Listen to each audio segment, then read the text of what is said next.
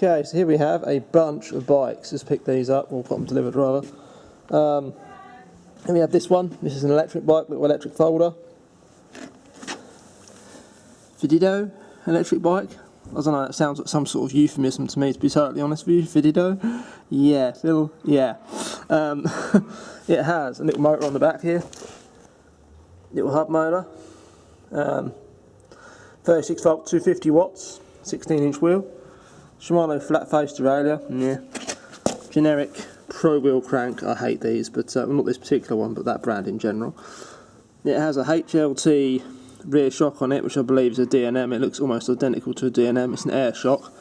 No adjustable rebound or anything like that, but it has got damping, so, you know, it's just for comfort anyway. It's rigid at the front if you look.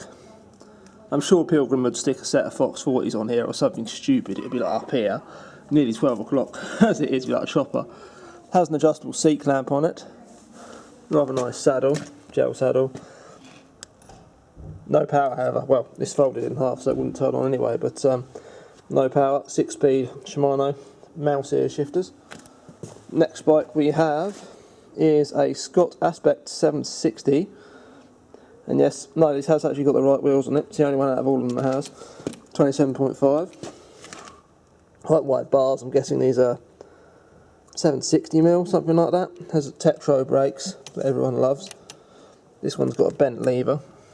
This actually, hang on, it's actually better with the bent lever as opposed to the straight how it's supposed to be. But hey ho, I doubt that was deliberate, but you never know.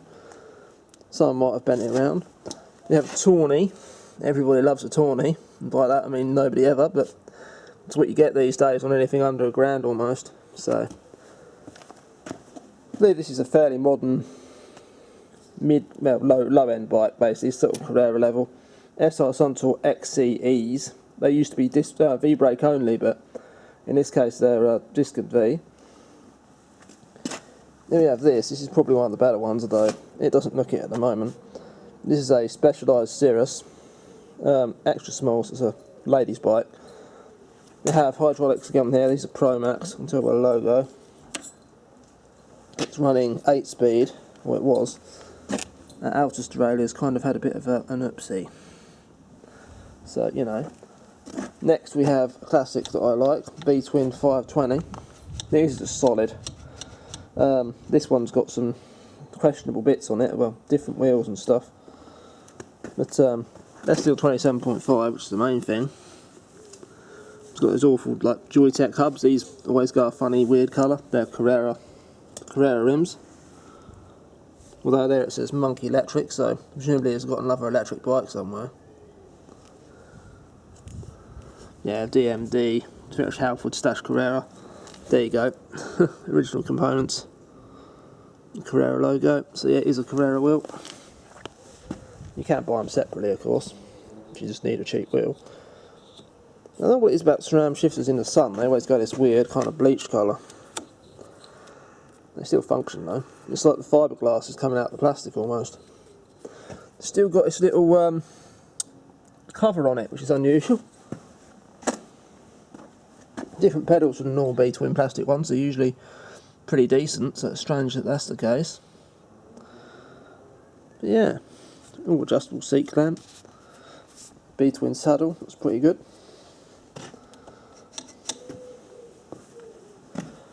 So yeah, I'll be cleaning these up obviously and getting them all fully working and stuff.